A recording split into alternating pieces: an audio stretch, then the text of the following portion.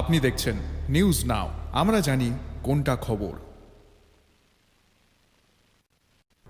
রাজ্যের সরকারের সাথে সংখ্যালঘুদের সুসম্পর্ক রয়েছে, কিন্তু তা নষ্ট করে দেওয়ার যে চক্রান্ত চলছে তা আটকাতে মুখ্যমন্ত্রীর সাথে আলোচনায় বসতে চায়। রবিবার গেদুমিয়া মসজিদের সাংবাদিক সম্মেলন করে এই কথা বলেন ত্রিপুরা রাজ্য জমিয়তে উলামায়ে হিন্দের সভাপতি মাওলানা মুফতি তৈবুর রহমান। তিনি তাদের 7টি দাবির কথা তুলে ধরেন সাংবাদিকদের মুখোমুখি হয়ে। এদিন তাদের কার্যকরী কমিটির বর্ধিত সাধারণ সভা অনুষ্ঠিত হয়। তাদের মূল দাবি রাজ্যের মুখ্যমন্ত্রীর সাথে আলোচনায় অংশগ্রহণ করা।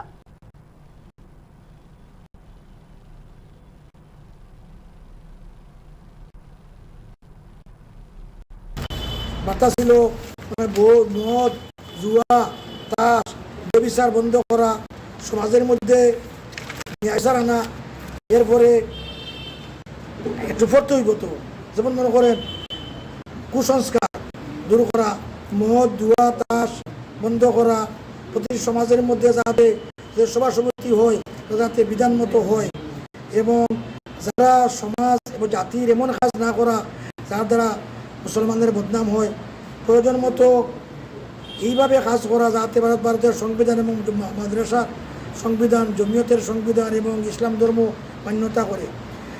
একজন জমিদের দায়িত্ব হইল প্রত্যেক মসজিদ মক্তবের ঠিকমতো শিক্ষা দীক্ষা দেওয়া। আমরা তো মুখ্যমন্ত্রী সময় চাইতেছি, মুখ্যমন্ত্রী সর্বময় কর্তা, মুখ্যমন্ত্রী সময় দিতেছে না, দিলে তো আমাদের অনেক কথা আছে, বিভিন্ন ব্যাপার আছে। মুখ্যমন্ত্রী আমরা সময় চাইতেছি, ডিজিপি কী করবো, কিছুই হয় না। তাই মুখ্যমন্ত্রী যাতে আমাদের সময় দিলে এই কোরবানির ব্যাপার, এই মূর্তি ভাঙ্গা ব্যাপার, বিভিন্ন ব্যাপার আমরা মত বিনিময় করা হবো।